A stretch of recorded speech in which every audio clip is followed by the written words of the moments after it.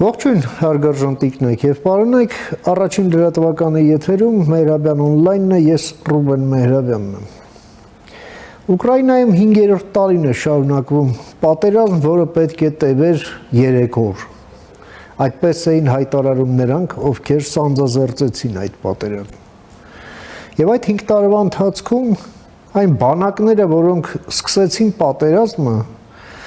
սկսեցին հարձակվել, սկսեցին պաշտպանվել, այդ բանակներն այլևս չկան, միանգամայն նոր բանակներ են, նոր բնույթի պատերազմը ընթացս փոխվել է, նույնիսկ հեղափոխական ձևով է փոխվել։ Փոխվել է ընդհանրապես ժամանակակից պատերազմը եւ ժամանակակից պատկերացումները պատերազմի մասին։ Եվ այդ ամենը այսպես համայնապատկերով բացվում է մեր առաջ։ Եթե 2014-ին ռուսները գրավեցին Ղրիմը եւ դա կոչվում էր ամենաառաջատար, այսպես դոկտրին, Գերասիմովի դոկտրին, որ թույլ տվեց այդ ընդհանուր առմամբ մեծ թերակղզին առանց ըստ էության կրակոցի, առանց մեծաքանակ զոհերի շատ արագ գրավել եւ բոլորին կանգնեցնել փաստի առաջ եւ այո, աշխարհը սառեց մտածելով, որ վերջ դար է փոխվում։ Սակայն ներկայումս այդ նույն Գերասիմովը, ում անունով էլ այդ դոկտրինը կոչվում էր եւ դա էլ համարվում էր վերջին խոսքը ռազմական գիտության եւ արվեստի մեջ, նա շարունակում է գլխավորել մի բանակ, որը ներկայումս հայտնվել է մի ողորմելի վիճակում, թե բանակը, թե ինքը, թե իր գլխավոր հրամանատարը, թե իր երկիրը, որը ամենօրյա ռեժիմով տրաքում է, որտեղ բենզին առնելը դարձել է մի ամբողջ մի էպոպեյա։ Փորձենք հասկանալ ինչ է կատարվում եւ ինչ հեռանկարներ են բացվում ըստ այդմ եւ բնականաբար որն է ըստ այդմ մեր անելիքը։ Եվ այս նպատակով ես մի հարգարժան հյուր եմ հրավիրել մեր տաղավար, ում սիրով ուզում եմ ներկայացնել, մեր հյուրն է Ուկրաինայի ներքին գործերի նախկին փոխնախարար եւ խորհրդական, միջազգային անվտանգության հարցերով փորձագետ եւ քաղաքագիտության դոկտոր Տիգրան Ավագյանը։ Բարև եք եկել, պարոն Ավագյան, ուրախ եմ ձեզ վերջապես հյուրընկալելու մեր տաղավարում, շնորհակալ եմ, որ ժամանակ եք գտել մեր եթերին մասնակցելու համար։ Բարև ձեզ, պարոն Մեհրաբյան, շնորհակալ եմ հրավերի համար, շատ ուրախ եմ ձեր ստուդիայում հայտնվել եւ խոսել ձեր հետ զրուցել։ Շնորհակալ եմ։ Եվ ուրեմն, պարոն Ավագյան, մեր աչքի առաջը այս ամենը տեղի ունեցել է 5 տարվա ընթացքում, մենք եւ ես եւ դուք ձեր իդեպ մեր հեռուստադիտողներին էլ հիշեցնեմ, որ դուք հիմնադրել եւ վարում եք Տիգրան Ավագյան լայվ YouTube-յան ալիքը եւ խորհուրդ կտամ հետեւել։ Մենք այսպես պերմանենտ ռեժիմով այս ամենն էլ լուսաբանել, մեկնաբանել ենք, հետևել եւ հիմա մենք տեսնում ենք այս վերջին ամիսներին ինչ շեշտակի փոփոխություններ են տեղի ունենում, թե պատերազմի բնույթի մեջ, թե այն արդյունքները, որոնք այդ փոփոխությունները նշանավորում են։ Մենք տեսնում ենք Ռուսաստանը, որին կոչում էին բենզալցակայան, դարձել է բենզալցակայան առանց բենզինի։ Համեցեք։ Շնորհակալ եմ։ Այսօր իմիջիալոց նորություն մենք լսեցինք, որ գիշերը ոչնչացվել է վերջի ամենամեծ Ռուսաստանի մշակման նավթամշակման Սալավատ քաղաքում Բաշկիրիայում այսօր գիշերն է եղել եւ վերջնականապես կարանք ասենք այս գիշերվա մեջ վերջի հարվածներ են հասցրել, որոնք ոչնչացրել են Ազովյան ծովում եւ Սև ծովում գտնված ռուսական տանկերները։ Այդ գործունեությունները շարունակվելու են անպայման եւ արդեն Ուկրաինայի համար անհասանելի կետ Ռուսաստանի տարածքում համարյա չկա։ Նույն ժամանակ օգտագործվել են Ուկրաինայի առաջին բալիստիկ ռակետաները, որոնք արդեն կատարելագործվում են եւ իրենց կանակը շատանալու է օրից օր։ Նույնը ինչ որ վերաբերում է անօտաչու սարքերին։ Շուտով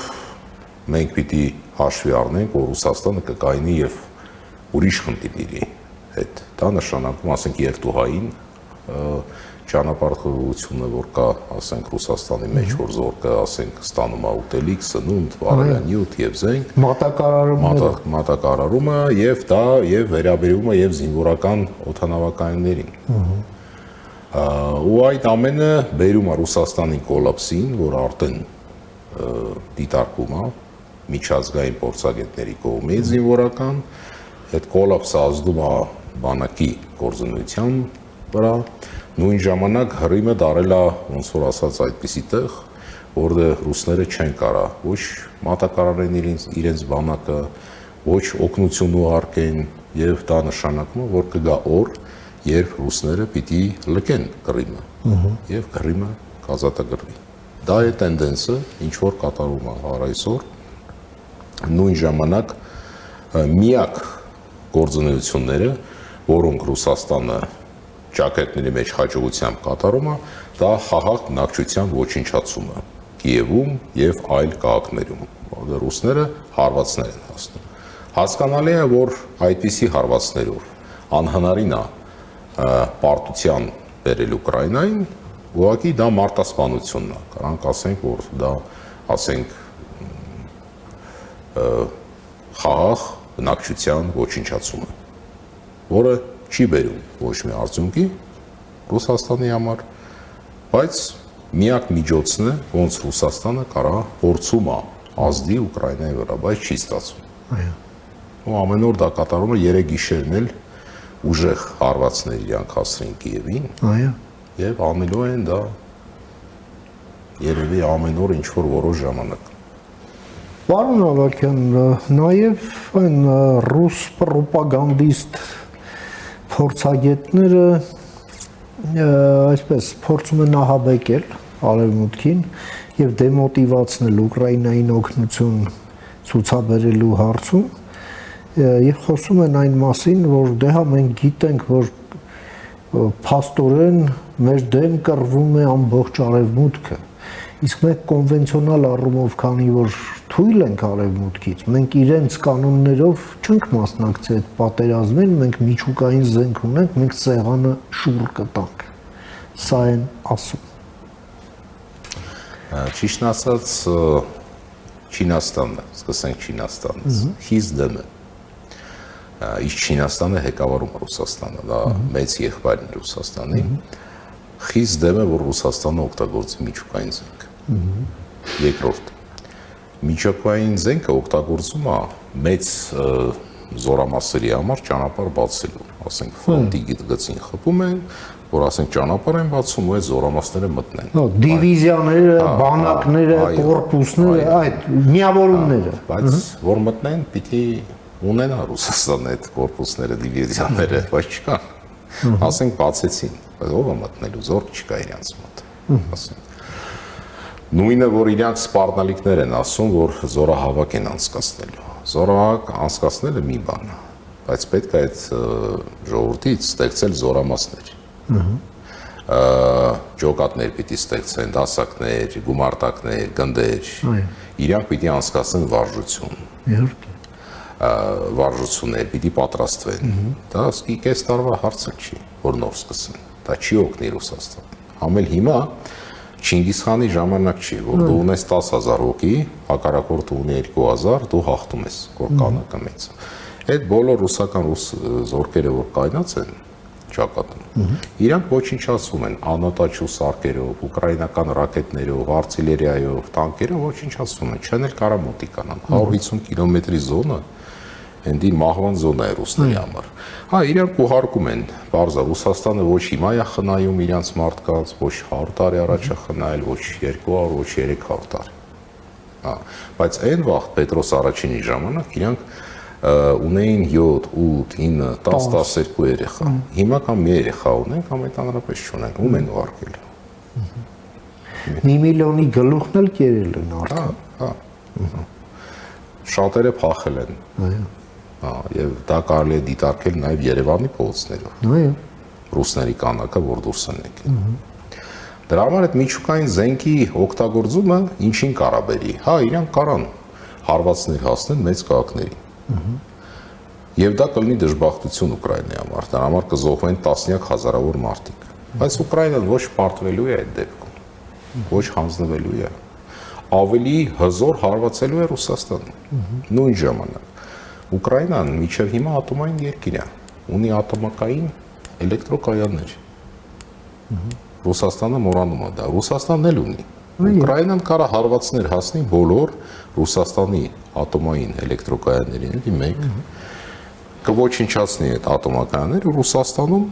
կդառնա այդպիսի դաշտ, անապատ, որտեղ մարդիկ չեն կարողանա ապրել։ Սա ատոմային էլեկտրոկայաններ են Ռուսաստանում, խոշոր քաղաքների կողքից, դա մեկ։ Եթե Ռուսաստանը հարվածներ հասնի Ուկրաինային, Ուկրաինային ոչ ոք չի խանգարելու օգտագործել ծանր ռակետաները կեղտոտ ատոմային ռումբերով, որոնք կգնան դեպի Մոսկվա, Սանկտ Պետերբուրգ, մնացած քաղաքներ, եւ դա չի լինի 2-3, ոնց որ Ռուսաստանի դեպքում, դա կլինեն տասնյակ ծանր ռակետաներ, որոնք բերելու են ուրան, բերելու են մահ Ռուսաստան։ Ռուսաստանում դա հասկանում են, դրա համար մենք պիտի ընդունենք իրենց խոսքերը որպես ռիտորիկա այսօր, ուղղակի ներքին դիտորդի համար, որը նայում է հեռուստացույցում։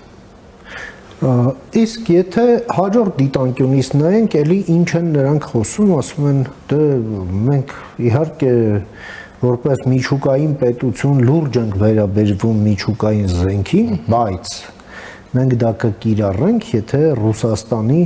գոյությանը այսպես գոյաբանական մակարդակի սպառնալիք լինի, եւ մենք, ով մեզ ուզում է մեր գոյությանը սպառնում է, մենք նրան ուղղակի նման անուղելի վնաս կհասցնենք էլի միջուկային զենքով։ Հիմա այսինքն ինչ է ստացվում, Պուտինը իր ուղղակի այսպես աբսուրդ այս ռազմավարությամբ երկիրը բերում հասցնում է կործանման, բայց Ռուսաստանը այդ սպառնալիքը տեսնում է ուրիշի մեջ եւ սպառնում է միջուկային զենքով, հիմա ինչ արնելու սա։ Ռուսաստանը ուրիշ երկրների վրա հարձակում է։ Հետո էլ ասում է, որ ինձ սպառնալի, դա ոնց որ հարևանի տունը մտնես, հարևանի տունը, կահույքը ջարդես, ընտանիքը ծեծես,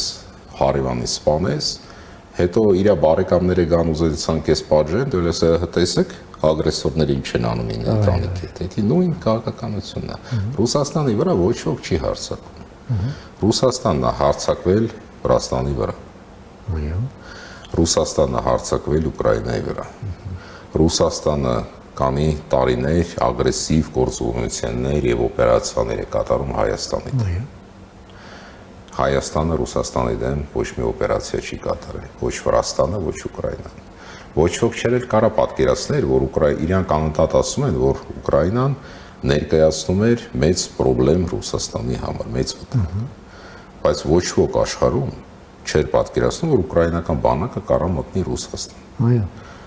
Մտնում է ինչի համար։ Ուկրաինայի բավական է Ուկրաինայի տարածքը, Ուկրաինան ուզում էր ապրել, բարգավաճեր, այդ տնտեսական զարգանար առանց պատերազմների։ Ռուսաստանը ունի աշխարհում ամենամեծ տարածք։ Այդ տարածքում կա ամեն ինչ։ Յուրաքանչյուր Ռուսաստանի քաղաքացի կարա լինի միլիոնատեր, յուրաքանչյուր։ Այդքան ունենալու։ Իրանք ճանապարհները չունեն, իրանք նորմալ սնունդ չունեն, հիմա չունեն բենզին, ծանր տնտեսական իրավիճակ ունենալով այսպիսի հարստություն, որ ամբողջ աշխարհը չունի, հաշվի առնելով նավթը, գազը, դայամոնդները, ոսկին, պլատինան եւ մնացածը, այս ազգը պիտի ամենահարուստ ազգը լիներ, ռուսների ազգը։ Հետո խելացել են, էլի։ Խելացել են, մտավորականություն ունեին։ Հա, հիմա չի երևում, դրա համար չեն կարող այն զենքերը ինչ որ խոսք են տվել ստեղծեն։ Հա, երևի դե ճիշտ ասած երկրորդ համաշխարհային պատերազմի ժամանակ որ նայենք հիմնականում հայեր ու հրեաներ են ստեղծում սովետական միության ուժը, զգալի մասը հային ու հրեային, Ալիխանովը, Կոչարյանցը եւ այլն, կանի մարշալներ ենք տվել սովետական միության, բայց հիմա դա չկա։ Ռուսաստանը մնացել է մենակ։ Պուտինը ասում է, որ Ռուսաստանն է հաղթել Գերմանիային։ Հիմա այդ Ռուսաստանը չի կարող հաղթի Ուկրաինային, որ որովհետև Գերմանիայի հետ պատերազմում Ռուսաստանի դաշնակիցներն էին Մեծ Բրիտանիան եւ Ամերիկայի Միացյալ Նահանգները։ Հիմա նրանք ում դաշնակիցներն են։ Ուկրաինայի դաշնակիցները։ Հիմա տեսնեք, Ռուսաստանը դաշնակից չունի։ Ունի ղեկավար Չինաստան, հեգեմոն, հա, ասենք շեֆ ունի, ղեկավար ունի, հետի Չինաստանն է։ Ունի կիսա ընկեր, որ էդի Բելարուսիան է, բայց Չինաստանը չի թողում Ռուսաստանը Բելարուսիային ուտի, ու դրանով վերջ։ Ու 4 երկիր 5, որոնք հայտնվել են ուղղակի Ռուսաստանի, Չինաստանի միջև ու փորձում են գոյատևեն Ղազախստանը, Կրղզստանը, Տաջիկստանը, Թուրքմենստանը եւ Ուզբեկստանը։ Իրանք էլ ընկեր չեն։ Դա է, ելով է Ռուսաստանի ընկեր կամ դաշնակից։ Հայտնվել այդպիսի վիճակում, որ չունի ոչ մի դաշնակից։ Փորձում է սպառնալիքներ օգտագործի բոլորի դեմ, բայց արդեն սպառնալիքներին ոչ ոք չի վախում։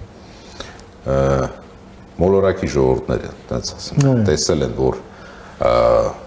Ուկրաինան ինչ հարվածներ է հասցրել Ռուսաստանին եւ հասնում է եւ հասկանում է, որ Ռուսաստանի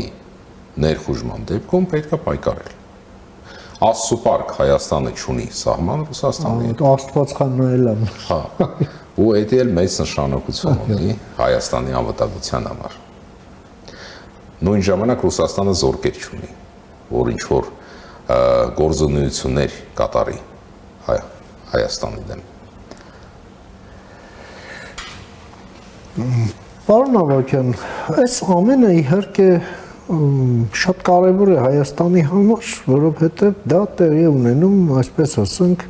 հարավային Կովկասից քիչ հյուսիս, շատ քիչ հյուսիս, դել չեմ խոսում Սևծովի ակվատորիայի մասին, որը եւս ռազմական գործողությունների թատերաբեմ է, բացի դրանից էլ, այո, այս պատերազմով է պայմանավորված Ռուսաստանի հետագա վարքը, իսկ մենք այսօր Ռուսաստանի հետ ունենք հարաբերություններում ուղղակի աննախադեպ ճգնաժամ։ Բացի դրանից մենք ունենք Ռուսաստանում մոտ 1 միլիոն ըստ ռուսական պաշտոնական վիճակագրության 1 միլիոն հայություն, որին Ռուսաստանը փորձում է գործիքի վերածել ընդդեմ Հայաստանի Հանրապետության եւ ցավալիորեն դա ինչ-որ չափով նաև ստացվում է։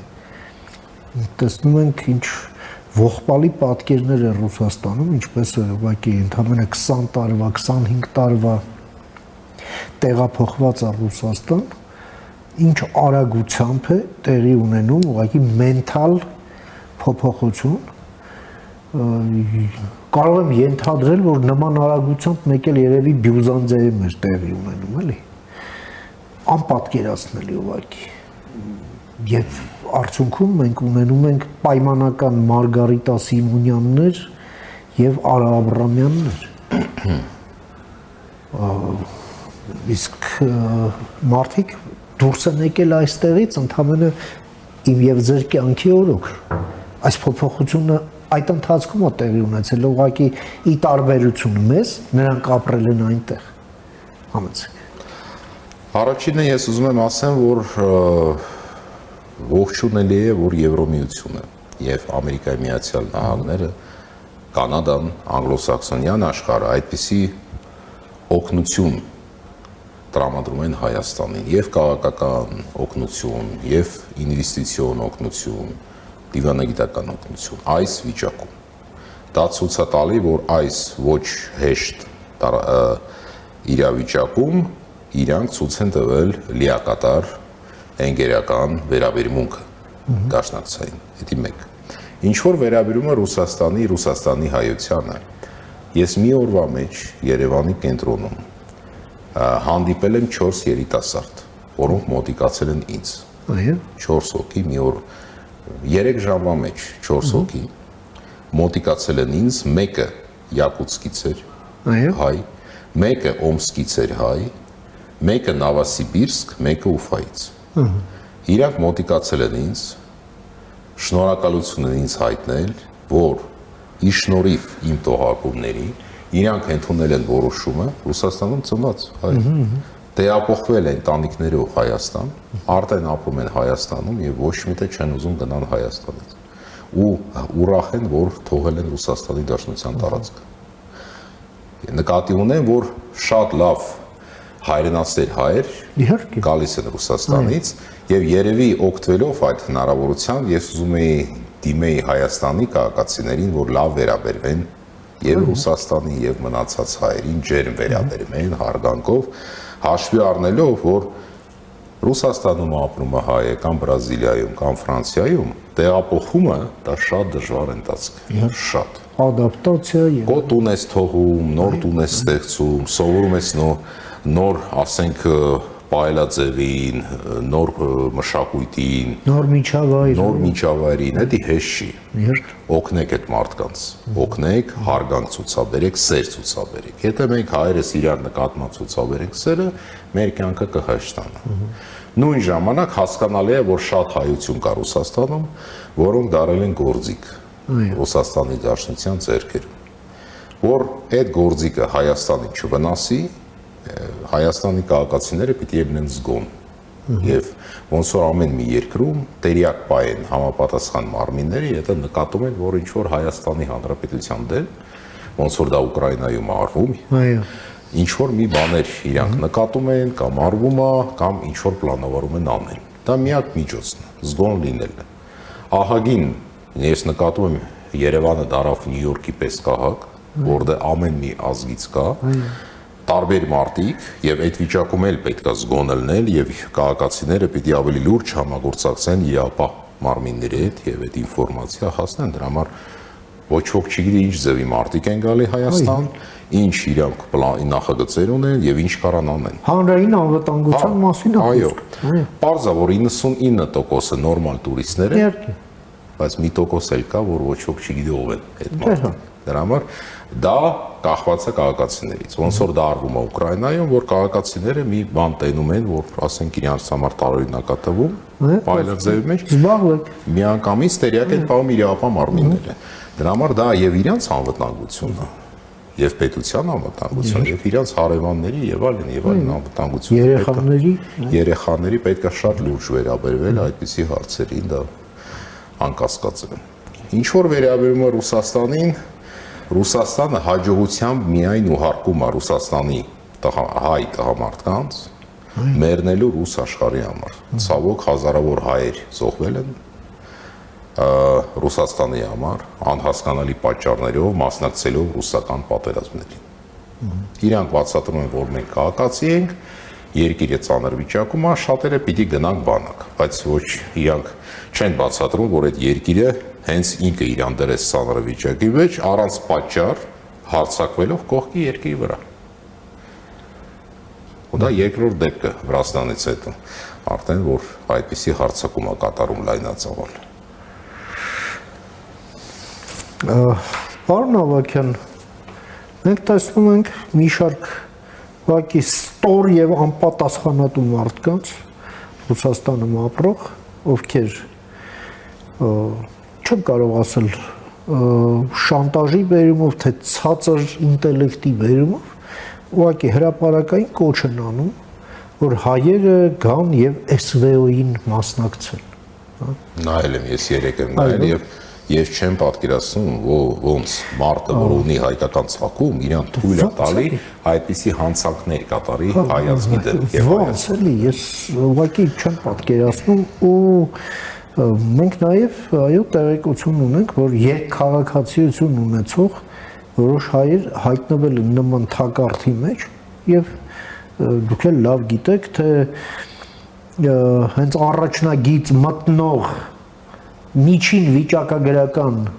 զինվորական կյանքը ինչքան է տևում։ Հաշված ժամեր,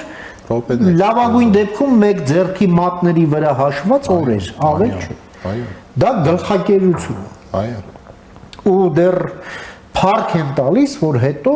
գտնվում է դիակը, հա, որովհետեւ էլ արդեն դրա հետևից էլ չեն ընկնում։ Եվ այս մարդիկ կոչ են անում, կոչ էր անում նաև Արա Աբրամյանը ապրիլի 24-ին, երբ հավաք էր ցեղասպանության օրվա հետ կապված, ասել որ մենք SVO-ն պաշտպանում ենք եւ այո մենք կանգնած ենք այս SVO-ի կողքին, հայերը մասնակցում են եւ պետք է մասնակցեն, սա բաներ։ Այս հանցագործության դեմը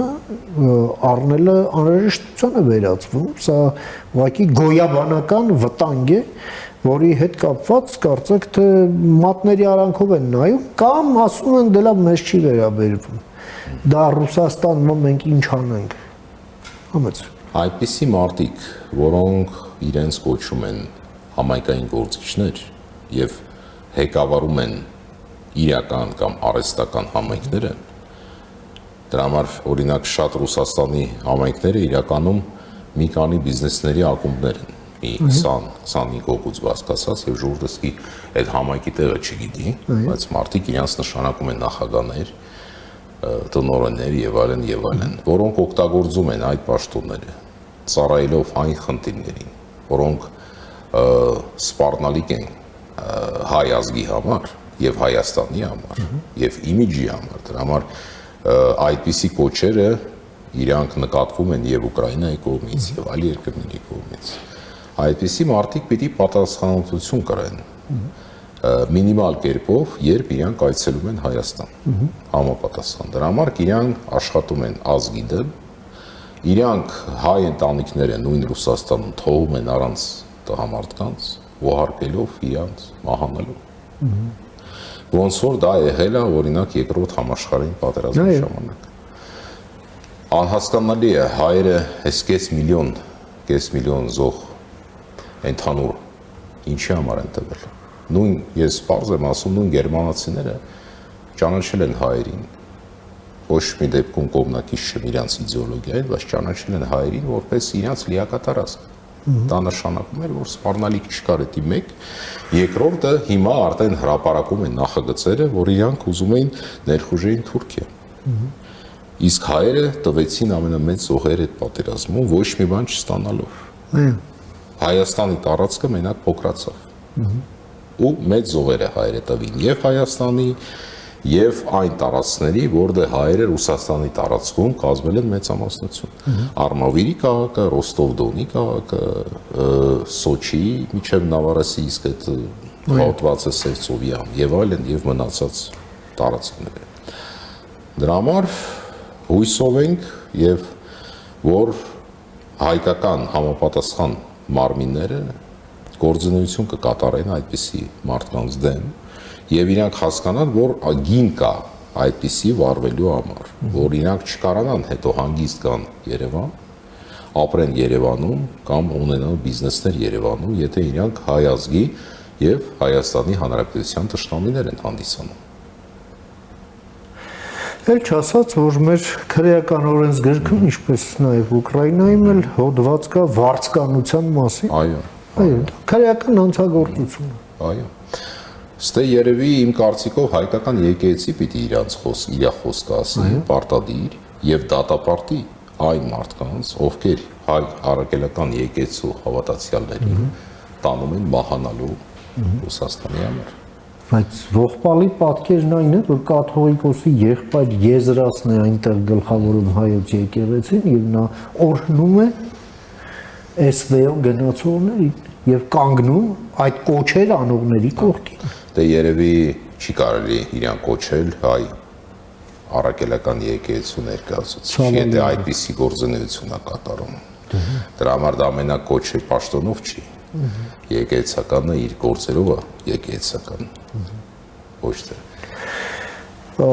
իր պաշտոնով եւ կամ ասենք նշանականով։ Պարոն Ավագյան, նաեւ այս ամենն էլ որ մենք խոսում ենք, իհարկե մենք խոսում ենք Երևանից եւ աշխարհին նայելով Երևանից։ Եվ բնականաբար, այսինչ խոսում ենք, մենք այդ ամենը բեկում ենք մեր պետության շահերի հետ կապված։ Հայաստանը այսօր գտնվում է Ռուսաստանի հետ խորը ճգնաժամի պայմաններում, միաժամանակ աննախադեպ սերտ հարաբերություններ ունի պատմականորեն եւ Եվրամիության եւ Միացյալ Նահանգների հետ։ Հայաստանը առաջին քայլերն է անում իր տասնամյակներով չկարգավորվող կամ պատմությունից եկած կոնֆլիկտները անցյալում թողնելու, այսպես ասենք, եւ բնականon հարաբերություններ, ռեգլամենտացված հարաբերություններ հաստատելու իր պրոբլեմային հարևանների հետ։ Այս ծանր տրանսֆորմացիան մեզանից այո մեծ ջանք է պահանջելու եւ զգուշավորություն, որովհետեւ մենք ռազմավարական թիկունք չունենք։ Մեր ռազմավարական թիկունքի խորությունը 30 կիլոմետր է, որը համարենք 0, հա։ Որն է ձեր գնահատականը այս process-ի, որում մենք գտնվում ենք, որովհետև դուք հիմնականում Հայաստանից դուրս եք գտնվում եւ ձեր հայացքը, չնայած ես ամենևին էլ չեմ կասկածում ձեր Հայաստանի նկատմամբ ձեր վերաբերմունքի եւ զգացմունքների, բայց Հայաստանից դուրս գտնվելը թույլ է տալիս այս ամենին նայել որպես հայացք դրսից, հայացք կողքից, համեցեք։ Ես ասեմ հետևյալը. Հայաստանի անվտանգության երաշխիքներից մեկը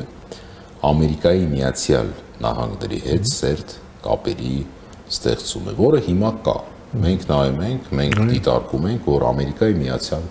Նահանգները, հիմիկվա իշխանությունները շատ ջերմ են վերաբերվում Հայաստանի Հանրապետությանը։ Ամերիկայի Միացյալ Նահանգները իրանց ջերմ վերաբերմունքը ըստ իրանց պատմության բացատրվում է իրանց շահերով։ Ամերիկացիները եթե ունեն շահ, իրանք ջերմ են վերաբերվում եւ լավ դաշնակիցներ են։ Եթե շահ չունեն, ավելի ֆորմալ են վերաբերվում։ Հայաստանի դեպքում իրանք ունեն շահ։ Հիմա հարգելի հայ հեռուստադիտողներ, ես հետեւյալը ձեզ ուզում եմ ասեմ։ Օրինակ մենք գիտենք, որ նայեք,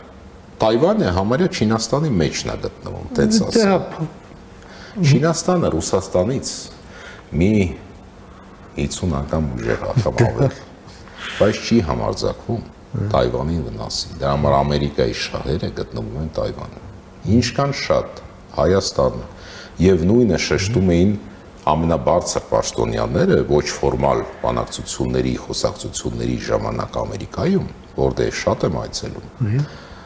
Հայաստանը այդպիսի դաշտ սարքի Ամերիկայի համար արդեն սարքել է եւ սարքում ավելի խորացնի, որ Ամերիկային ինչքան հետաքրքիր լինի, ինչքան ամերիկական ֆինանսը, արդյունաբերությունը, դատակենտրոնները, ատոմային էներգետիկայի գործարանները, ներդրումները մտնեն Հայաստան, այդքան Հայաստանը կլինի կայուն եւ անվտանգ եւ ոչ մի հարևան երկիր, ոչ Վրաստանը, ոչ Ադրբեջանը, ոչ Իրանը, ոչ Թուրքիան նաև չեն մտածի Հայաստանի վնասելու։ Երկրորդը, Ամերիկան հետաքրքրություն ունի հայկական ռեսուրսների մեջ։ Հայաստանը ունի բրինձը մոլիբդենը, Հայաստանը ունի ուրիշ, ասենք, հետաքրքիր ակտիվները, որոնք, եթե ես չեմ սխալվում, գտնվում են Ռուսաստանի ազդեցության տակ։ Պարզա, որ դա ներքին Հայաստանի հարցն է, բայց Ամերիկան կսպասեր, որ Հայաստանը կամաց փոխի այդ ակտիվների ուղղվածությունը եւ այդ դեպքում, որ Ամերիկան կունենա նույն մոլիբդենը, մեծը եւ մնացածը իր դատակենտրոնների համար, որոնք արտադրվել են Հայաստանում, Հայաստանի վիճակը ավելի կդառնա կայուն։ Դա մեկ գործոն է, որ շատ կարևոր է։ Նույնը վերաբերվում է Եվրոմիությանը եւ մենակ կարանք կեցե ասենք, ինչքան Եվրոմիությունը հիմա օգնում է Հայաստանի Հանրապետությանը, որ ռուսների ջանքերը դժվարացնել հայերի կյանքը համարյա 0-ին են հասնում։ Դա շատ լավ է, որ Եվրոմիությունը, Ամերիկան, Կանադան, Ավստրալիան, մնացած երկրները այդպիսի օգնություն են տրամադրում Հայաստանին եւ այդպես շահագրգռված է։ Եթե կա թեորետիկ հնարավորություն, բայց թեորետիկ չի, որ Հայաստանը դառնալու է ոչ լիակատար, բայց ինչ որ տոկոսներով երկրորդ Իսրայելը, երկրորդ Թայվանը, դա Հայաստանի համար ոչ թե միայն բրկություն է, բայց Հայաստանը կդառնա երկրների տնտեսական տեսակետից ամենազարգացած երկրների մեկը։ Եվ մենք հիմա ենք նկատում դրսից ինչքան մեծ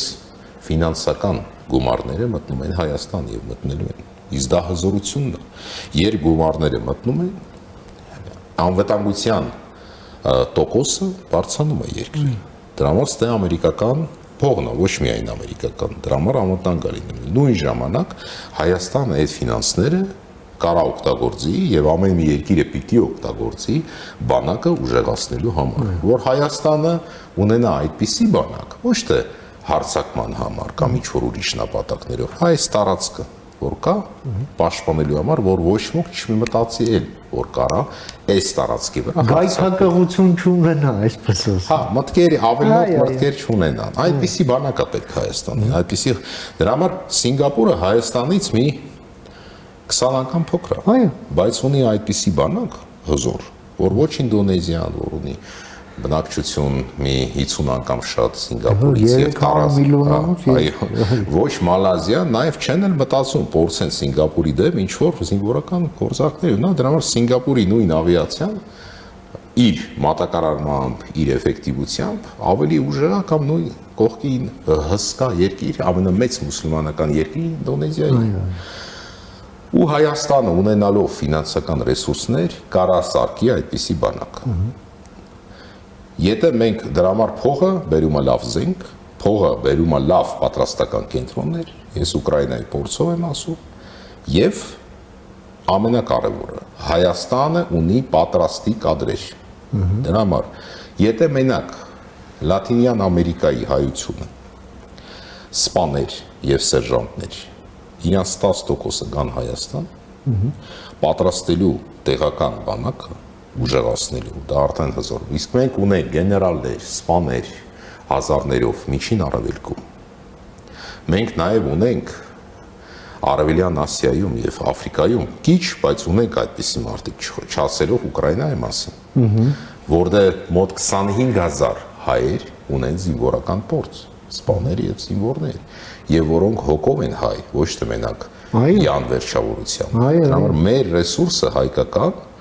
Հայաստանին օգնելու շատ մեծ է։ Ես էդի ասում եմ որպես մարդ, որ տարիներ զբաղվել եմ բանակաշինարարությամբ, անմիջապես։ Եվ ճանաչում եմ այդ հայերին անձամբ եւ հպարտանում ենք, որ մենք այդպիսի հայեր ունենք, որոնք նաեւ շուտ գալիս են Հայաստան, որպես իրենց պատմական հայրենիք, նաեւ չծնվելով Հայաստանում, նաեւ արմատներ ունենալով Կիլիկիայում կամ փոքր Հայքում, ոնց որ ես, բայց այս Հայաստանը ինձ համար հայրենիքն է հանդիսանում, ուրիշ Հայաստան չկա։ Այդ ես այդ բանը ուզում եմ շեշտել, դրա համար երկու գործոն ճիշտ հարաբերություններ, տնտեսական շահեր Հայաստանի մեջ, ուժեղ բանակը, բայց ամենակարևոր երաշխիքը ինովացիոն տեխնոլոգիաներ, որ Հայաստանը դառնա ինովացիոն տեխնոլոգիայի կենտրոն, որ կողքի երկրները